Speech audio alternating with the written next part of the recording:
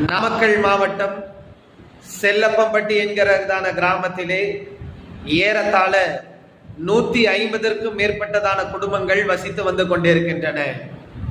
அவர்கள் வசிக்கிறதான பகுதியிலே அமிர்தவல்லி சேக்கோ ஃபேக்டரி ஒன்று கடந்த 20 வருடங்களாக செயல்பட்டு வந்து கொண்டிருக்கின்றன.